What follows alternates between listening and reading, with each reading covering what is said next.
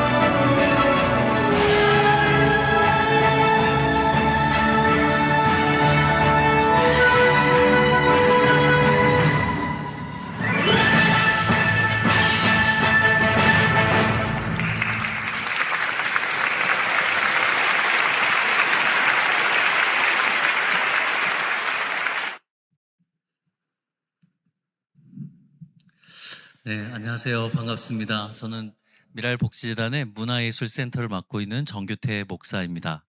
오늘 이렇게 저희 브릿존 앙상블과 함께 찾아올 수 있어서 얼마나 큰 영광인지 모르겠습니다.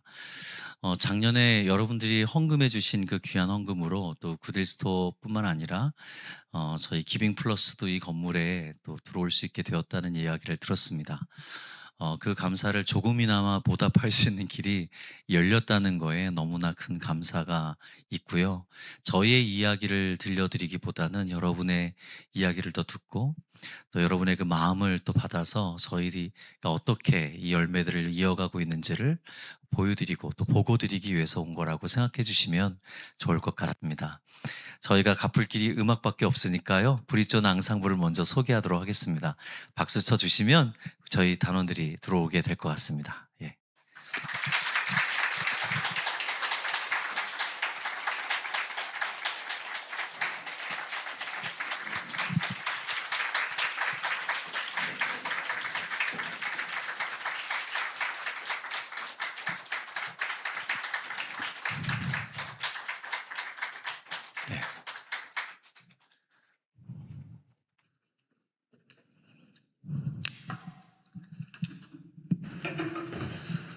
먼저 저희 오늘 공연에서는 저희가 모두가 다 오지는 못했습니다. 그렇지만 이 팀은 브릿존 중에서 우리 브릿존이 처음에 기초가 될 수 있게 만들어 주었던 김어령 씨를 중심으로 한 그런 브릿존 앙상블입니다. 먼저 좀 우리 객원으로 좀 함께 하시는 선생님들이 계셔서 제가 소개하도록 하겠습니다. 먼저 피아니스트 조연희 선생님 인사드리겠습니다. 오랫동안 저희 미라를 지도해 주셨던 그리고 지금은 여기에 단장이 되어 주신 이주미 지휘자님 인사드리겠습니다. 그리고 우리 숭실대에 지금 다니고 있는 이가림 선생님 손대셨습니다. 네. 그 다음에 이세은 바이올리니스트 인사드리겠습니다. 네. 그리고 우리 김어령 씨 인사 한번 직접. 첼로를 연주하는 김어령입니다. 평온하십시오. 네, 감사합니다. 우리 또 얼마 전에 알게 된 우리 가림 씨 같은 경우는 저희 재단에 찾아왔을 때 좀 우울하셨어요. 근데 지금은 저희와 활동하면서 되게 기쁨이 넘치는 것 같아요. 그죠? 우리 가림 씨도 저희와 함께야 이렇게 연주할 수 있어서 너무 큰 감사가 있습니다. 제가 아까 첼로 김어령 씨를 중심으로 한 팀이라고 말씀을 드렸는데 한 팀을 만들어도 되겠다라는 생각을 하게 된 계기가 있습니다. 20여 년 전에 저희 발달장애인들은 사실 이 나라에 이제 정책이 만들어지기 전에 한 30년 전에는 발달장애가 무엇인지도 전혀 나라가 몰랐습니다. 그래서 복지에서는 완전히 뒤처져 있었던 장애였고요. 지금 한 26만 명 정도 됩니다. 그중에서 지적 장애인들이 대부분이고 한 4만 명 정도 되는 분들이 자폐 장애인이십니다. 자폐라고 하는 것은 좀 대화가 불가능하고 본인의 생각 속에 폐쇄되어져 있다라고 보시면 될 것 같아요. 그래서 감정 언어를 이해 못합니다. 뭐 사랑합니다. 뭐 감사합니다. 이해 못합니다. 이분들은 행동을 통해서 그걸 배우게 됩니다. 그래서 어려서부터 정말 많은 교육을 받아야만 사회로 나와서 대화를 할 수 있는 그런 장애입니다. 우리 어령 씨는 지적도 있고 좀 자폐도 있는 분이신데요. 원래 그림을 그리셨다가 우리 그림을 가르쳐 주시는 선생님이 소천하시는 바람에 고3 때 이제 전환했습니다. 이 첼로를 배우기 시작한 거죠. 근데 우리 어령 씨는 잘하는 게 하나 있었는데요. 절대음감을 갖고 있었습니다. 그래서 첼로를 배우기 시작하자마자 뭐 일취월장하기 시작했고요. 1년 만에 대입 시험을 장애인이라고 하면 뽑아주질 않았어요. 당시에는. 특히 발달 장애인은 더 그랬습니다. 그래서 세종대학교에 그냥 정시로 들어갔습니다. 뽑아놓고 나니까 장애가 있는 거예요. 근데 나중에 해보니까 우리 어령 씨는 악보를 보면 그냥 한 번에 다 외우기도 하고, 예, 너무 연주도 잘하는 거죠. 너무 바르죠. 우리 자폐 친구들은 자기가 생각하는 바대로 정직하게 행동해요. 절대 벗어나는 법이 없거든요. 외면적으로 볼 때는 되게 좀 이상해 보일 수 있지만 절대 그렇지 않습니다. 대학원까지 졸업했어요. 우리나라 최초입니다. 발달장애 1세대 아티스트라고 그래서 불려지고요. 저희 브릿존이 모이게 된 계기가 되었던 분이십니다. 지금은 이제 40대가 훌쩍 넘었죠. 저희들의 꿈은 우리 어령 씨가 지금 정규직이지만 브릿존과 함께 은퇴하는 날까지 건강하게 살아가는 겁니다. 여러분, 우리나라 자폐장애인들 평균 수명이 23살입니다. 왜 그렇게 낮냐면 많은 분들이 사고사로 돌아가세요. 예, 그래서 저희 지금 외국 같은 경우는 70, 80까지도 건강하게 사는 예가 너무 많은데 한국은 지금 40대를 넘긴 분들이 0.2%에 해당됩니다. 예, 그만큼 너무나 적죠.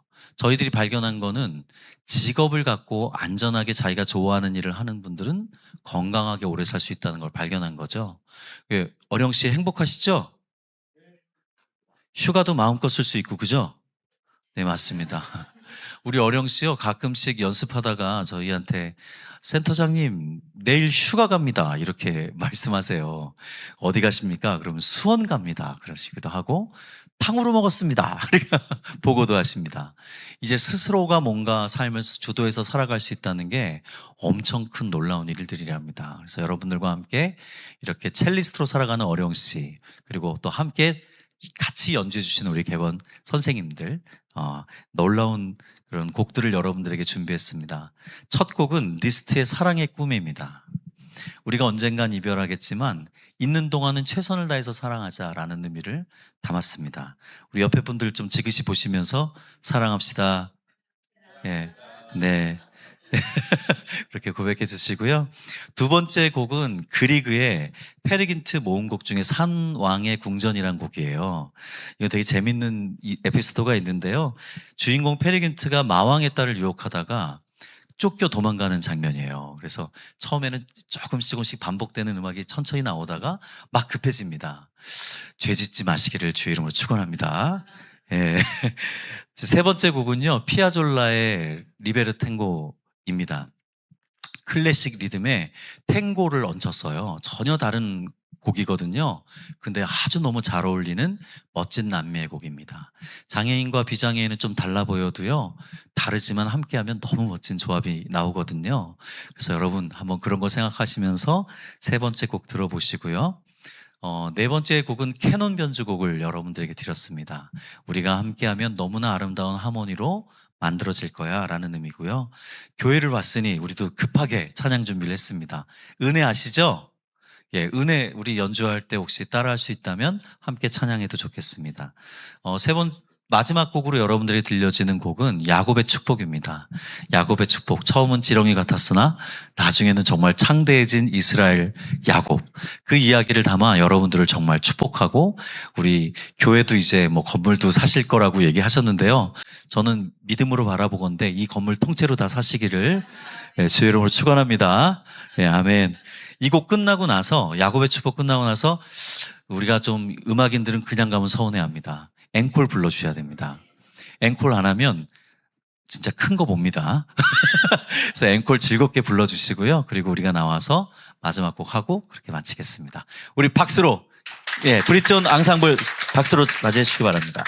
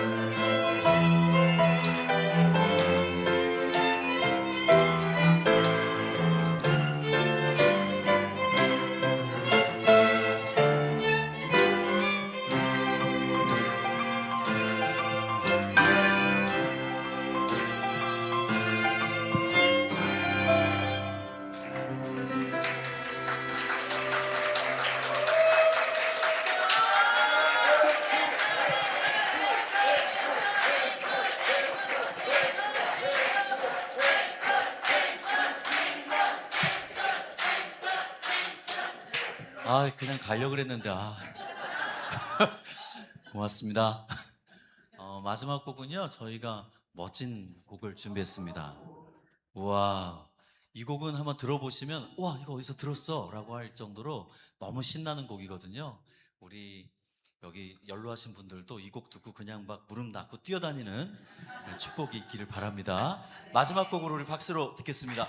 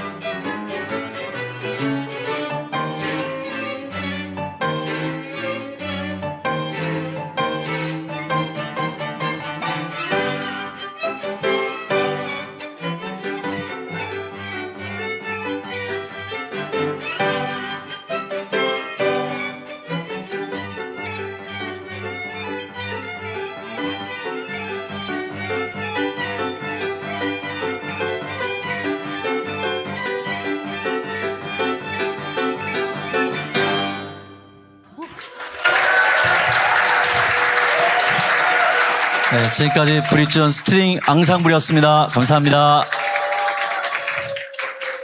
네, 우리 음악가들 나갈 때까지 박수 한번 쳐주시면. 네.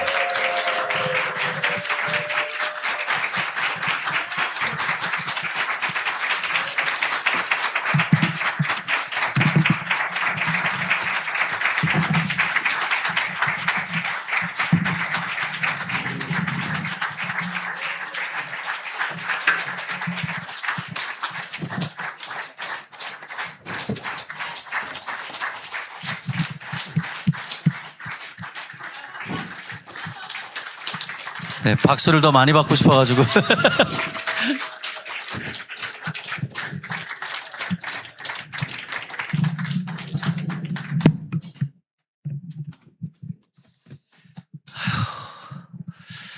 이제 제 차례인데, 부담스럽습니다. 어떻게 은혜 많이 받으셨나요? 네. 저희가 이 팀도 있지만 또 다른 팀도 있습니다. 언제든 불러주시면 저희가 또 한번 여러분들에게 멋진 음악 들려드리겠습니다. 근데 제가 와서 보니까 제가 진짜 많은 교회를 공연 다녔지만 이렇게 앞에 모니터 스피커가 이렇게 많은 곳은 처음이에요. 보니까 돈을 많이 들였구나 생각하게 되고 또 너무 음악 공간 같지 않으세요? 좀 예술의 전당 다녀오신 것 같죠? 예. 비싼 데 가지 마세요. 저희를 불러주시면 됩니다. 네. 제가 이제 제 이야기를 좀 하면서 또 여러분들과 함께 은혜를 나누고자 합니다. 보시면, 예. 이제 화면 좀 띄워주실 수 있을까요? 네. 네. 네. 예. 됐습니다. 제가 먼저 좀 제 간증부터 좀 시작하면서 저희 미랄복지재단 그리고 저희가 갖고 있는 꿈과 비전들을 좀 함께 나눠보면 어떨까라는 생각을 하게 되었습니다. 정말 많은 이들이 있고요. 발달장애인 어머님들부터 시작해서 제가 많은 예술인들을 만나보면 저희가 내가 이 교회로 가야 되겠구나라는 생각을 할 때가 있어요. 왜냐하면 미랄복지재단은 그동안 30년 동안 많은 기업과 또 많은 사회와 함께 성장해 왔거든요. 근데 사실은 첫 시작은 믿음으로부터 시작한, 교회로부터 시작한 곳입니다. 근데 언젠간 이 은혜를 나눠야 되겠는데 언제 갈까라고 생각을 하다가 제가 3년 전부터 이렇게 우리 많은 발달장애 어머님들과 예술인들을 만나면서 경험했던 놀라운 이야기가 하나 있습니다. 뭐냐면 그 모든 부모님들이 거의 다 예수 믿어요. 제가 한 1000명 정도 만난 것 같아요. 근데 대부분 분들이 다 하나님 자녀들입니다. 왜 그럴까 생각해 보니까 믿음이 아니면은 이 자녀들을 소망의 아들로 키울 수가 없더라고요. 모두가 간증을 갖고 있었어요. 그래서 제가 '기회가 된다면 어머님들을 좀 세워야 되겠다.' 그리고 교회에 가서 '우리가 이런 일들을 하는 이 속에는 하나님의 놀라운 은혜가 있었다.'라는 거를 꼭 간증하고 싶은 마음이 있었어요. 그래서 오늘 여러분들에게 노래로 여러분들에게 선물로 드렸지만 이것도 하나님께 영광 돌리는 찬양이라고 저는 생각합니다. 하나님의 기적이고요. 하나님이 하신 일이라고 생각합니다. 그렇습니까? 예, 우리 옆에 계신 분들 보시면서요. 당신도 그렇습니다. 이렇게 한번 고백할까요? 예, 당신도 기적의 사람입니다. 아멘. 저는 너무 교회 올 때 마음이 막 들떴던 이유가 교회 이름이 소풍교회잖아요. 진짜 소풍 가는 마음이 들더라고요. 너무 행복했습니다. 제가 91년도에 장애에 대한 이야기를 좀 충격적으로 받았던 그런 이야기들을 여러분들에게 하고 싶습니다. 저는 총신대 91학번이었거든요. 제가 91학번에 학교에 들어와 보니까 저희 여아구 하나가 학교에 들어오지 못했다는 이야기를 전해 들었습니다.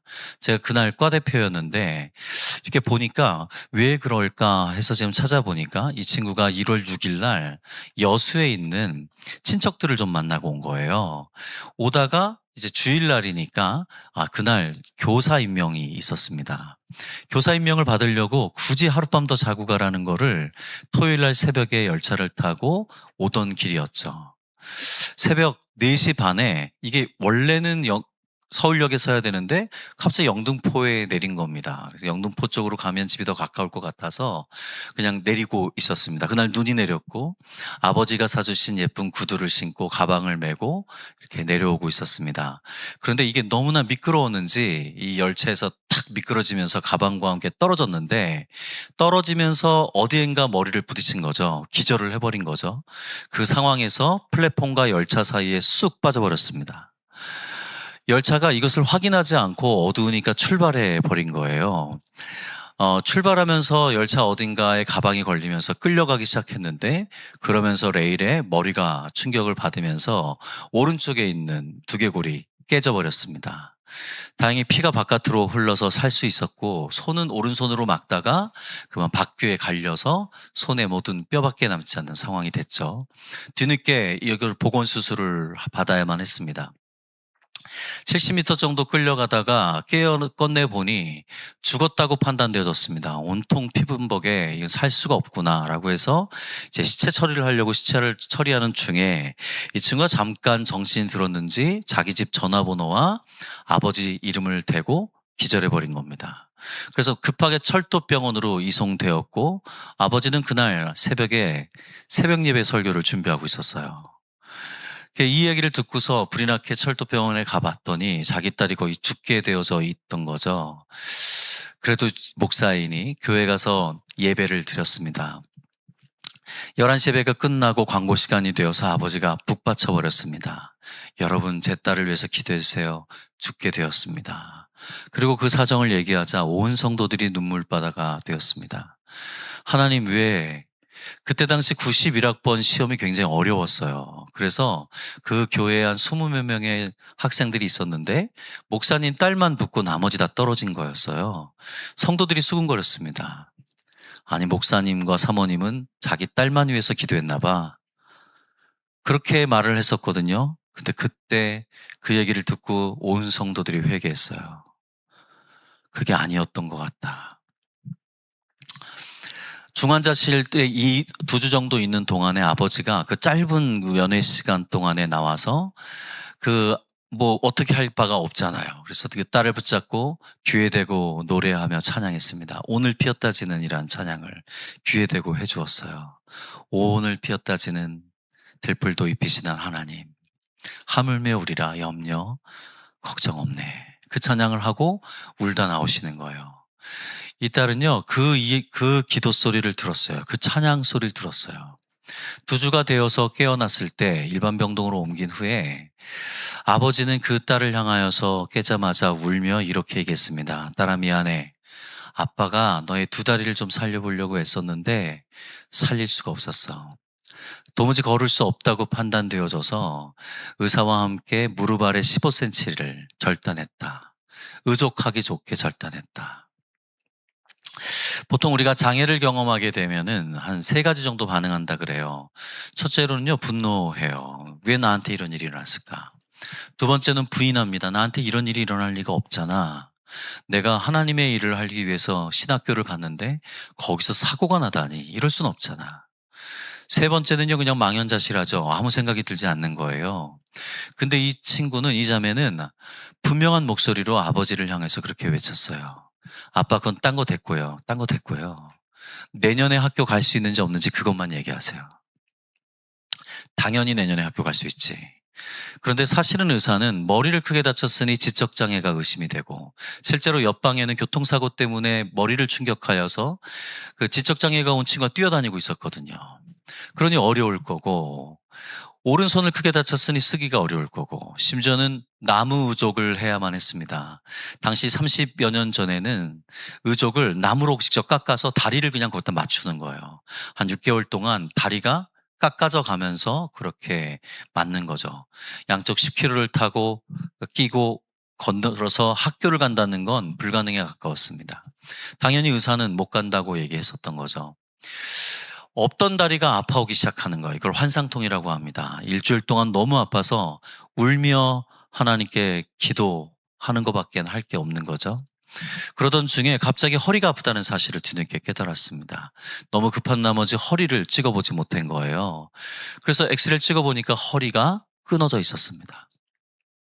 거의 약간만 신경이 붙어 있는 거죠.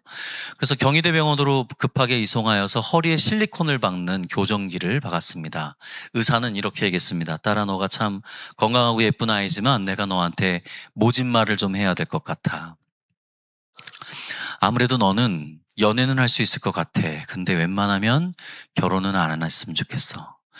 그래, 혹시 결혼한다 하자. 그러나 너는 절대 하지 말아야 될 게 있는데, 그거는 자녀를 낳으면 안 돼. 자녀를 낳게 되면 임상 경험이 없기 때문에 허리가 늘어날 것이고, 그렇게 되면 잘못하면 평생 누워 지내야 될 수도 있거든. 그러니까 너는 절대 웬만하면 결혼하지 말고 절대 아이는 낳으면 안 돼." 라는 말을 들었어야 했죠. 어떻게 이런 고난과 시련이 한 번에 다가올 수 있을까요? 허리를 다쳤다는 건 이제 척수장애를 의미하는 것이고, 더 이상은 걸을 수 없다는 걸 의미하는 겁니다. 의자에 앉아 있다는 사실을 들었고요. 저는 저희 동기들과 함께 주별로 2명씩을 짝을 지워서 병원으로 보냈어요. 어느 날인가 이 친구가 이제 허리가 좀 교정이 되고 다리도 좀 의족을 하게 되었으니 이제 재활실에 가서 평행봉에 매달려 걷는 연습을 하고 있다는 이야기를 들었습니다. 저희는요, 저희 학교는 총신대잖아요. 엄청 기도 많이 했어요. 매번 그의 기도 제목이 올라왔고 우리 모두는 그 자매에 위해서 기도했습니다. 8개월쯤 지났을까요? 어느 날 이 친구가 걷고 있다는 이야기를 들었습니다. 너무 놀라운 일이었어요. 알고 보니까요, 하반신 마비는 그대로인데 여러분이 무릎과 무릎 위에 있는 신경만 돌아왔어요. 그래서 걷기는 걷지만 어그적거리면서 걸을 수 있게 된 거죠. 그 다음에 3월 2일 날이 되었을 때 저희 친구들과 저는 꽃다발을 좀 준비해서 학교 정문에서 기다리고 있었습니다. 차문이 열리고 가방을 메고 양쪽에 쌍클러치를 하고 의족을 한 채 뚜벅뚜벅 걸어오는 그녀를 보고 너무나 기뻐했습니다. 문제는 2주 정도 지났을까, 제가 기숙사에서 나오는 그 친구를 보고 아주 하지 말아야 할 질문을 했습니다. 저도 모르게 그냥 나와버렸어요. 이렇게 물었습니다. "은미야, 학교 다니는 거 어렵지 않아? 여기 기숙사에서 강의동까지 올라가는 것도 언덕인데다가 그다음에 계단도 20개 있고 심지어는 학교 공부를 하려면 5층까지 오르락내리락 해야 되는데 괜찮겠니?"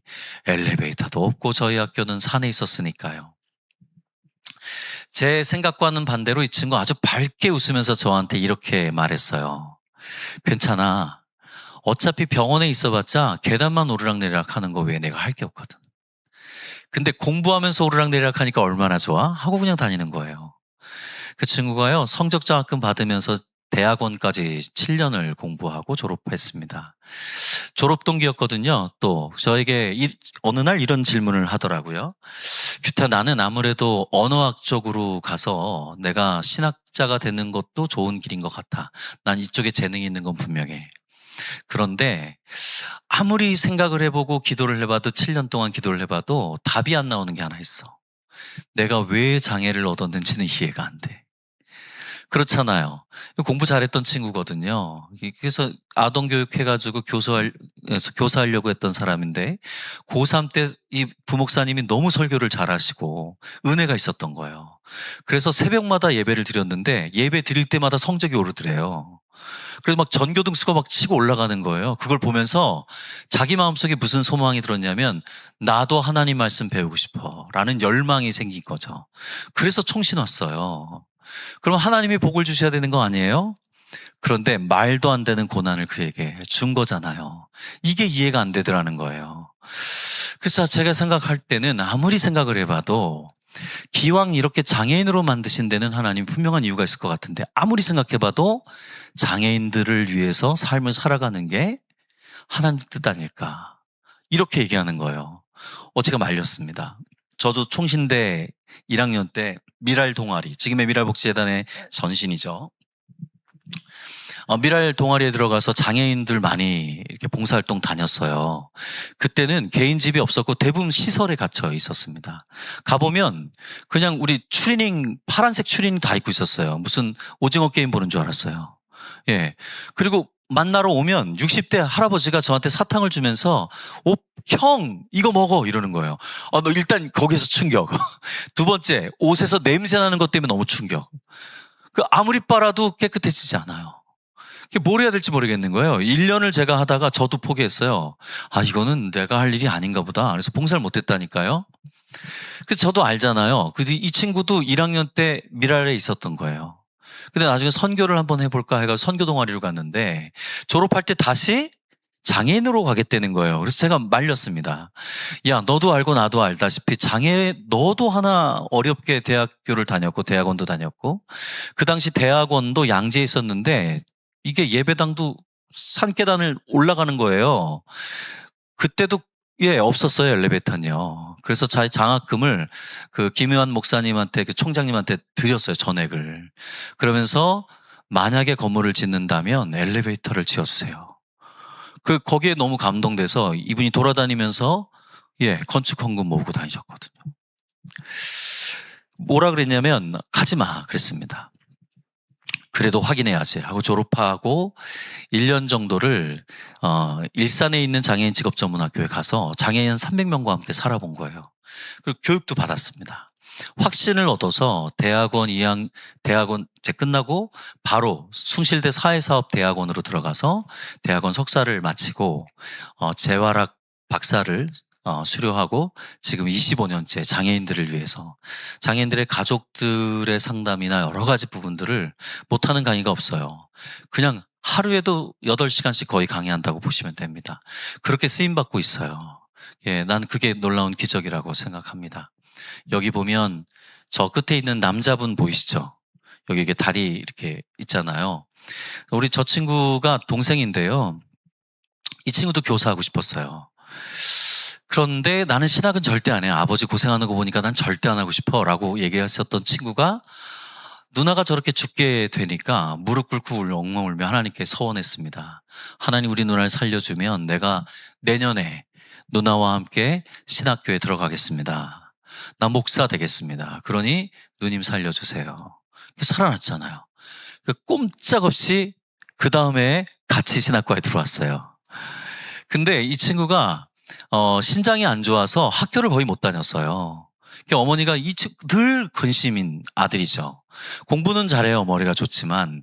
근데 이게 학교를 갈 수 있었어야죠. 근데 그렇게 헌신하고 대학원에 들어와서 누나를 돕겠다고 했는데 놀라운 일이 하나 일어났습니다. 하나님이 그의 신장을 만져주셨습니다. 깨끗하게 치료됐습니다. 할렐루야.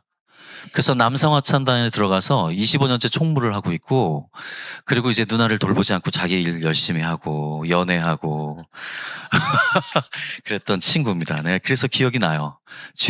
지금은 재연고등학교 교목 선생님 하고 계십니다. 목사님이십니다. 옆에 있는 막내는 지휘를 전공했는데 나중에 목사님과 또 결혼해서 지금 경기도에 있는 화산교회라는 곳을 담임하고 있습니다. 세 자녀가 다 주의 종이 되었네요. 55살이 되었고 지금 저와 함께 25년째 살고 있습니다. 예, 제 아내의 이야기였습니다. 예, 고맙습니다. 예, 예. 더 행복하게 살겠습니다. 유튜브나 이런 데 보면 주음이 3호 간증 이렇게 치면 나올 거예요. 새롭게 하소서에 최근에 작년에 찍은 게 있습니다. 한번 보시면 제가 얘기하는 것보다 더 많은 이야기들을 들으실 수 있을 것 같아요. 재단에 있는 사진사께서 3년 전에 저한테 그런 이야기를 했습니다. 센터장님, 아무래도 센터장님은 강의 다니면 보면 맨날 기차 하나 놓고 20분 설명해요. 너무 게을러. 아무래도 안 되겠다는 거예요. 그래서 사진을 좀 찍재요. 12월 달이었는데 저한테 뭐라고 얘기했냐면 1월 6일 날이 가까이 오니 1월 6일 날 영등포역에서 사진을 찍어보자는 거예요. 그 얘기를 듣고 나니까 이거 괜찮아. 좋아요. 그래서 제가 아내한테 가서 신나게 얘기했습니다. 여보, 1월 6일 날 우리 영등포역에 가서 사진 좀 찍읍시다. 그랬더니 제 아내가 아주 저를 한심한 듯이 보면서 이렇게 얘기했어요.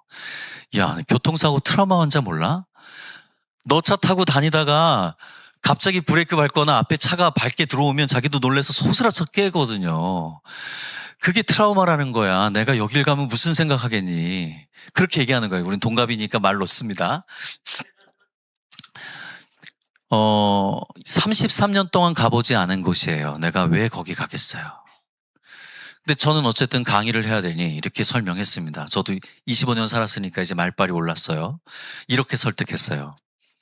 여보, 근데 당신 생각을 다시 해야 될지도 몰라요. 맞아요, 당신이 죽었던 곳.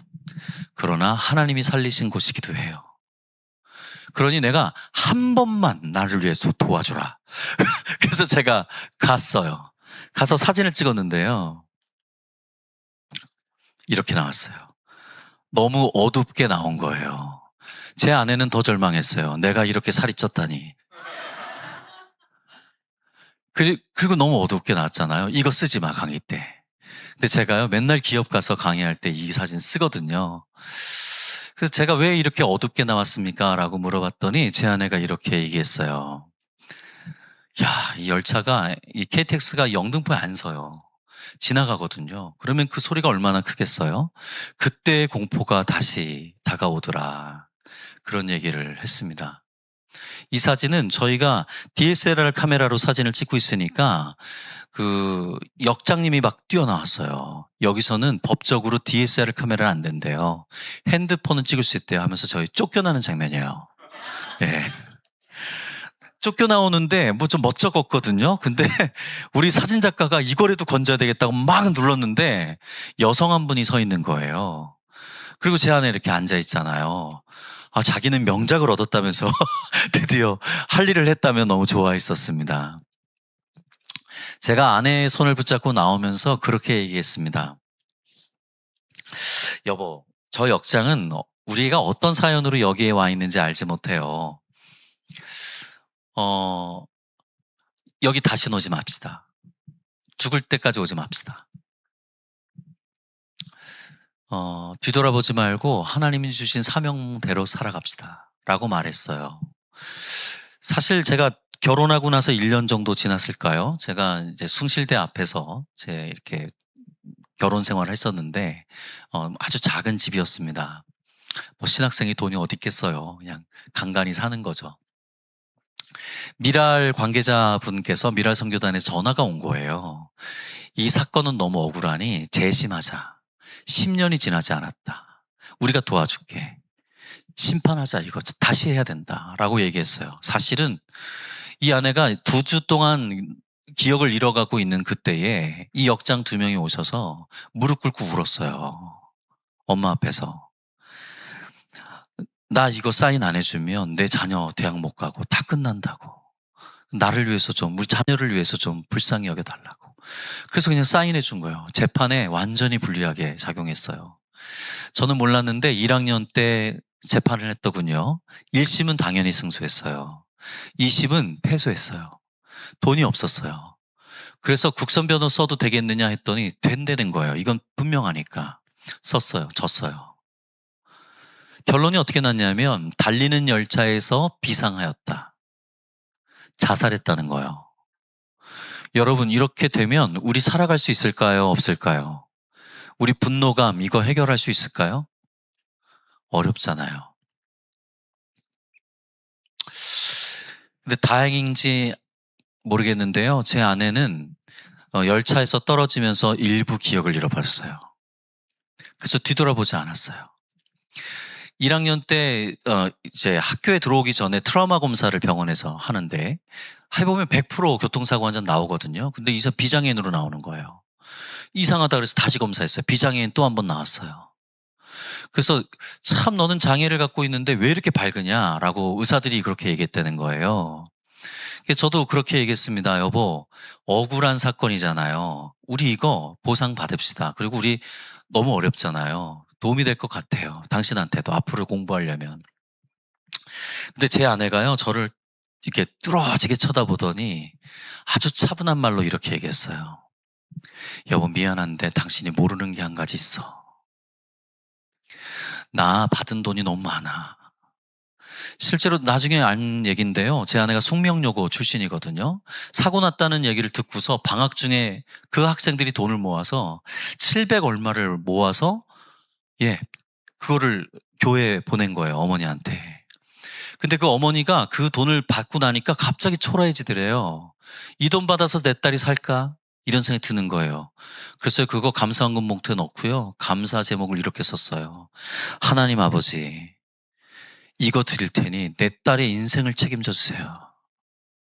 나 하나님 이거 다 드립니다. 그랬어요. 그리고 하나님께 그냥 헌금해 버린 거예요. 그 기도대로 됐어요. 모르는 곳에서 헌금이 들어오고, 간증하면 헌금이 들어오고, 해외에서도 대학원 때도 들어오고, 그 돈 여보 계산해 보면 1억 원이 넘어요.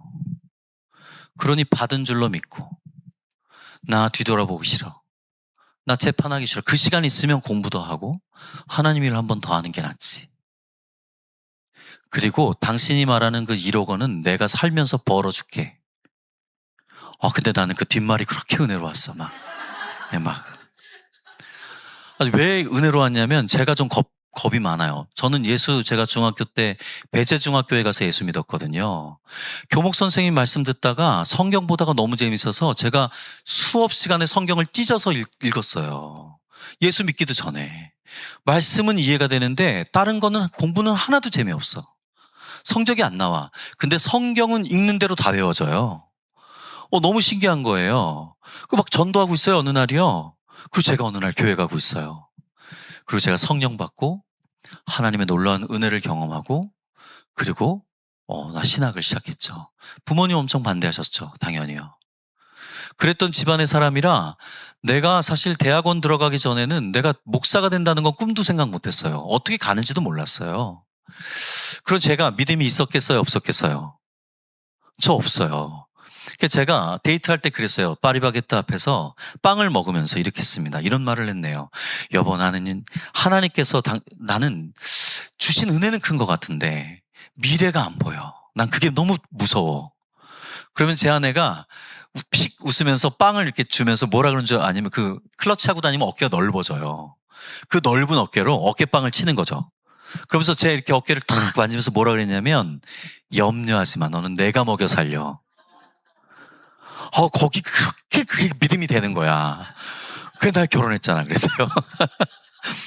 남들이 볼 때는 아유 정규태 센터장님 뭐 믿음이 너무 좋아요 라고 말을 하잖아요. 천만의 말씀이에요. 제 아내가 나를 구원한 거예요. 그 후로 내가 아내와 함께 살면서 근심이 없었어요. 왜 아내는요, 제가 부목사 생활 10년 하는 동안 그 많은 곳을 돌아다니잖아요, 부목사 때는요.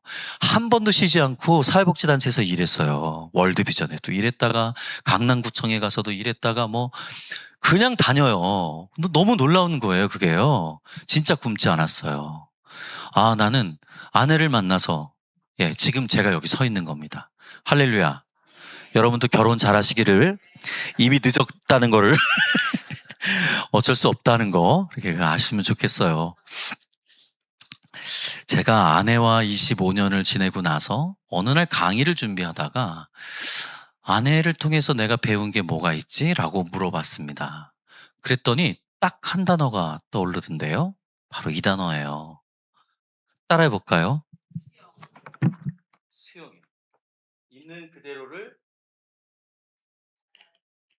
오롯이 받아들이는 거예요. 제가 많은 장애인들을 만났거든요. 아내가 다니는 뭐 자립생활센터부터 가면 다 장애인 친구들이잖아요. 저 발달장애인 친구들 쉴 새 없이 많아요. 아무 때나 놀러 와요. 그냥 밥 사달라고 막 와요. 예, 맞아요. 저 그런 친구들 많거든요. 그 중에서요, 35살까지 살다가 시설에서 살다가 나온 친구들이 있어요. 탈설했다는 거죠. 근데 이 친구들이 뇌병변 장애인이에요. 몸이 다 뒤틀려. 언어가 안 돼. 몸이 다 뒤틀려요. 유일하게 안 뒤틀리는 데가 발가락 하나예요.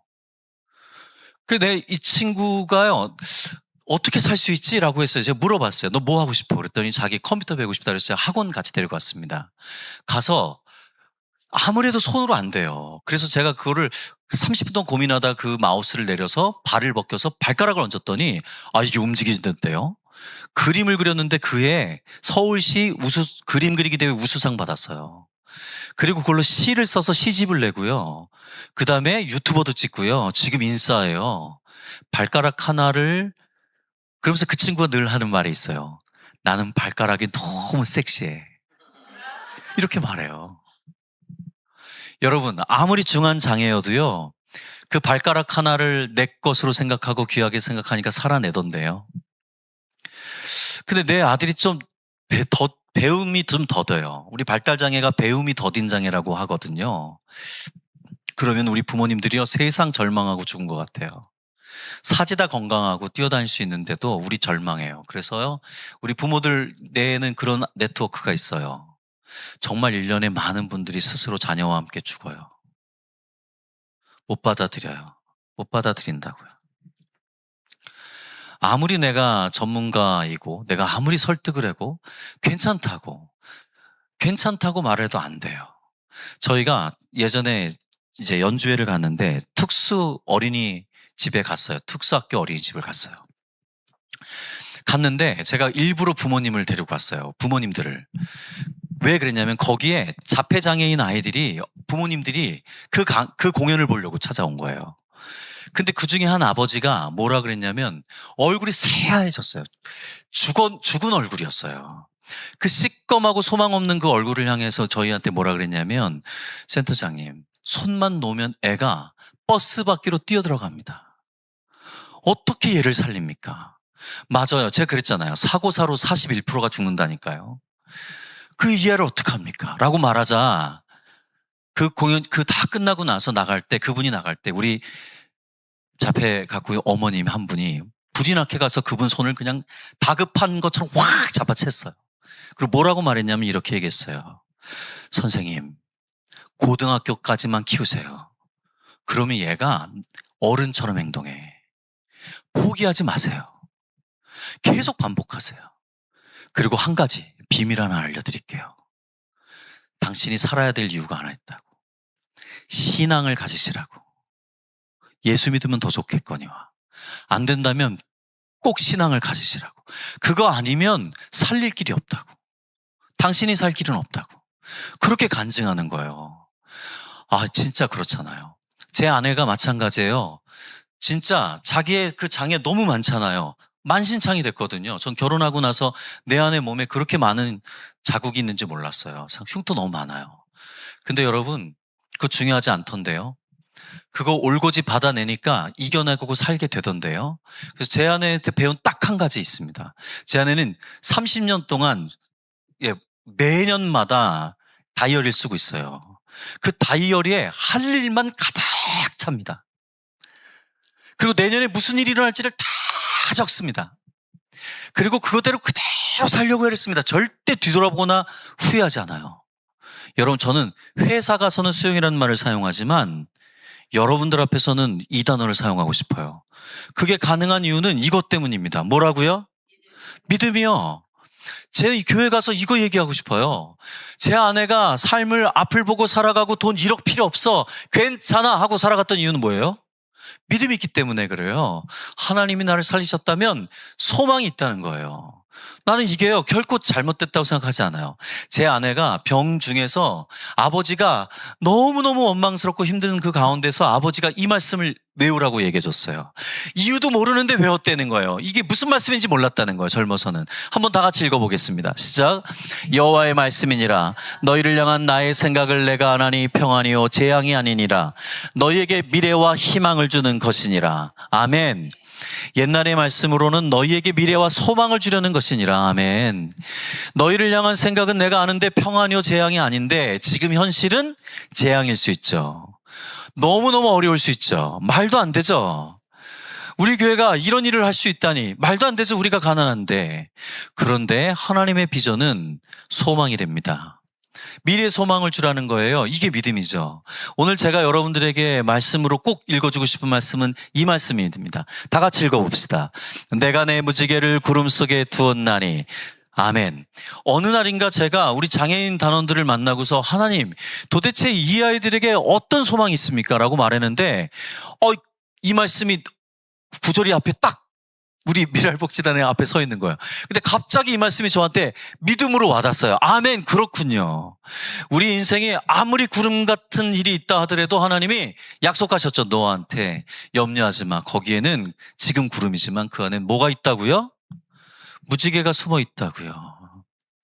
저는 다음의 말씀도 믿어져요. 다 같이 읽어볼까요? 이 말 할 즈음에 구름이 와서 그들을 덮는지라. 구름 속으로 들어갈 때 그들이 무서워하더니 구름 속에는 소리가 나서 이르되 이는 나의 아들 곧 택함을 받은 자니 너희는 그의 말을 들으라. 아멘. 우리는 구름 속에서 아무것도 보이지 않으면 방황합니다. 우리는 폭풍 가운데서 바다 가운데 있으면 우리는 당황합니다. 우리는 고난을 조금만 당해도 그것밖에는 보이지 않습니다. 그런데 우리 하나님은 그 가운데 소망의 말씀을 주셨죠. 그리고 주님은 언제나 가장 어려운 순간에 여러분과 저를 찾아오십니다. 믿습니까? 아멘. 저는요, 이 말씀을 정말 분명히 믿어요. 저희 어머니 아버지 20년 전 사진입니다. 이때마다도 진짜 우리 어머니가 팽팽하셨거든요. 지금 할머니가 되었습니다. 저희 어머니가 저랑 결혼한다고 하니까 기절하셨어요. 제가 처음으로 데려간 며느리감인데 대학원 때 들어가니까 어머님 너무 놀라서 기절하셨어요. 2년 동안 저를 저주하셨어요. 너가 이렇게 하려고 나를 예수 믿게 했냐. 예, 저 지금 대학교 들어가자마자 저희 어머니 예수 믿었거든요. 놀라운 일이 있었어요, 정말. 그 어머님이 도대체 너가 왜 나에게 이런 일과 어려운 일을 감당하느냐. 2년 동안 우셨어요. 들어가면 저주하시고 막 그러셨어요. 그럼 저는 그렇게 얘기합니다. 어머님, 저를 향해서 이렇게 말해보세요. 믿음이 큰 녀석아, 잘 될 녀석아, 크게 될 놈아. 좀 이름을 좀 그렇게 하세요. 어머니, 호랑이가 잡아먹어 뭐 이런 거 하지 마시고요. 전라도 그거 하지 마. 그거. 어머니, 내가 화순 출신인 거 알아. 제발 하지 마. 그럼 우리 어머니가 욕하다가 그냥 깔깔깔 웃어버려요. 2년이 지나자 저희 어머님이 어느 날 저에게 오셨어요. 야, 결혼해라. 내가 졌다. 너는 데이트하고 오면 천국인데 나는 지옥이야. 이제 내 인생 살 거야. 너 결혼해. 괜찮아. 그리고 그날 저희 어머니 평생 전략하셨던 그 어머니가 현대백화점 가서 800만 원짜리 소파를 카드로 50% 한다는 말을 확 긁고 왔어요. 그게 아직도 저희 어머님 집에 있습니다. 그리고 나서 개를 막 드시더니 막 세계 여행을 막 다니시는 거예요. 자식 믿어봤자 소용없다라는 거예요. 아들 믿어봤자 소용없더라는 거죠. 근데 그것도 오래 못 갔어요. 왜냐하면 제 아내가 5개월 만에 임신했거든요. 그리고 사실 제 아내는 애를 가지면 안 된다는 말을 하지 않았어요, 저한테. 그랬으면 나 애 안 낳죠. 네, 저 안 낳았어요. 근데 왜 나중에 애를 낳으려고 그랬어? 당신이 못 고를 수도 있는데? 라고 말했더니 이러는 거예요. 제 아내가 웃으면서 그렇게 얘기했어요. 에이, 한 번 죽었는데 뭐 2번 죽으면 어때? 한 번 죽었는데 뭐 이 덤으로 사는 인생 엄마는 돼야 될 거 아니야. 애를 딱 가진 거예요. 10개월쯤 이제 만삭이 돼서 산후 이제 병원에 갔더니 의사가 그러더래요. 아유, 장애도 심하신데 하나만 낳으실 거죠? 묶어드리겠습니다. 제 아내가 너무 놀래가지고요. 당신이 뭔데 묶어요? 놔두세요. 하나 더 날 거예요. 그래서 5년 뒤에 하나 더 낳았어요. 아들이요. 지금 군대가 있습니다. 예, 할렐루야. 내가 난 것도 아닌데 그렇게 좋아요? 네. 저 산후조리원에 첫 딸을 낳고 한 5일쯤 있는데 저희 어머님이 새벽에 급습한 거예요. 머리 빠막하게 동그랗게 한 우리 어머님이 새벽에 와서 갑자기 뭐 돈봉투가 있나 제 안에는 뭐 꽃이 있나 봤는데 아무것도 없는 거예요. 그냥 갑자기 오셔가지고 애를 터 안고 막 가시는 거야. 근데 그때 당시에 30년 전에 20여 년 전에 막장 드라마가 유행하고 있었다고. 딱 가지고 얘야 고맙다 내가 낳아줄 테니 알아서 헤어져 주렴? 막 이런 말 하면 어떡해요. 너 무섭지 않아요? 근데 저희 어머님이 갑자기 근심 어린 얼굴로 이렇게 돌아서서 포대기를 탁 열었어요. 뭐라고 얘기했을 것 같아요?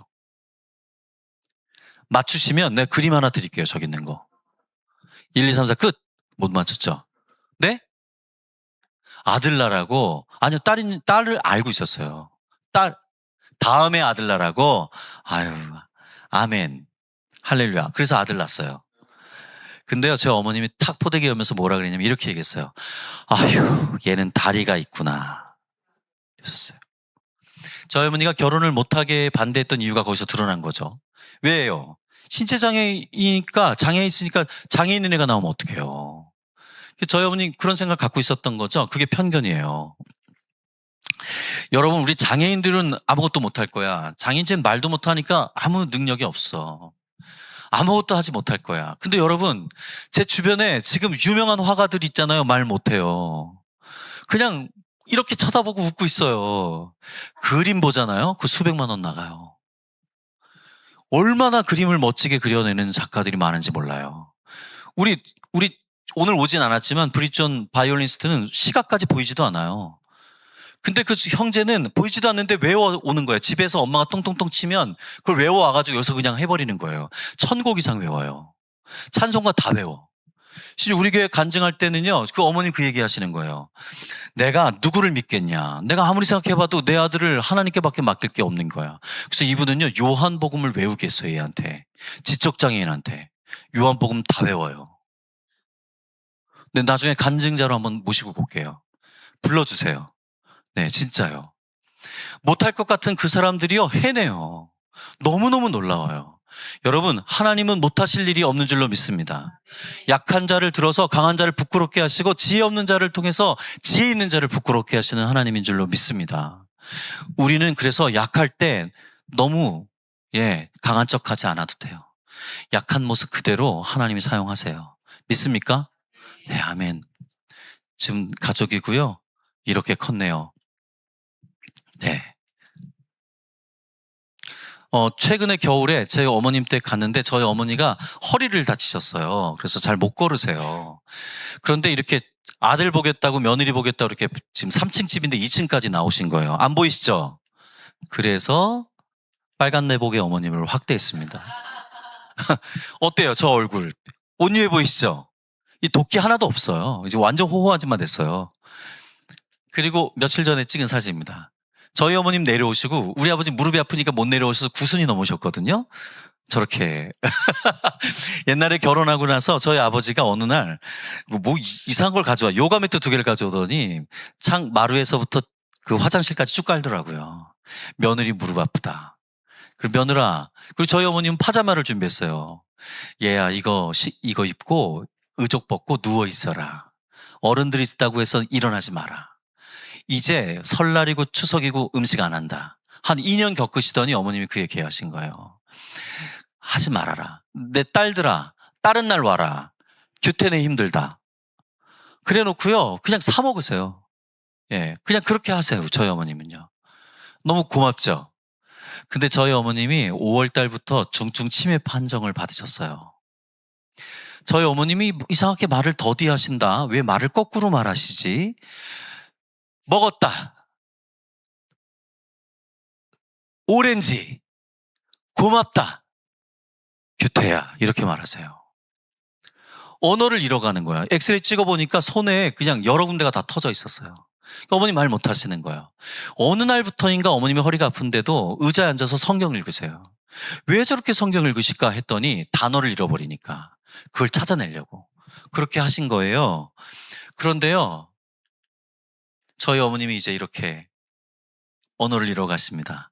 그런데 그 말을 다 하고 나서 말 떠오르지 않으면 웃어버립니다. 하하 웃어버려요.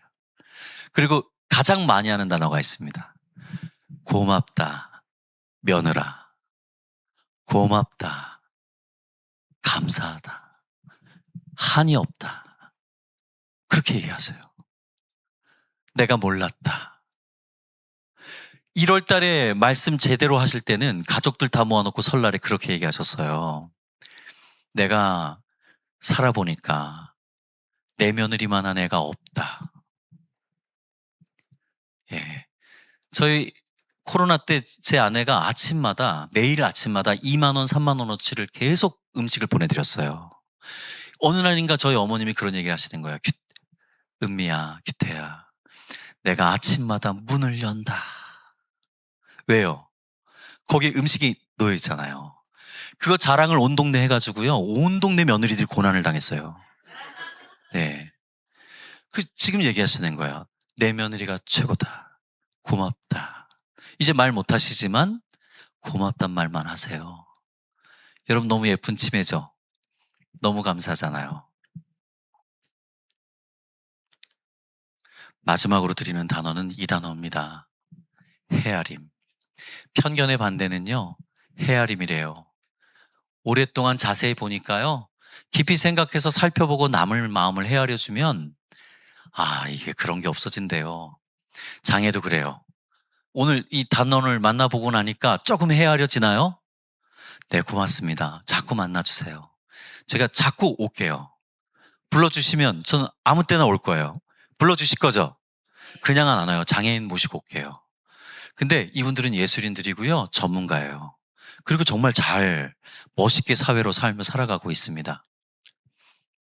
저희 미랄 문화예술센터는 10년 전부터 기업들의 지원을 받아서 지금은 한 18억 정도로 전체 예산을 갖고 장애인들 160명을 지원하고 교육을 전국 단위로 가르치고 있어요.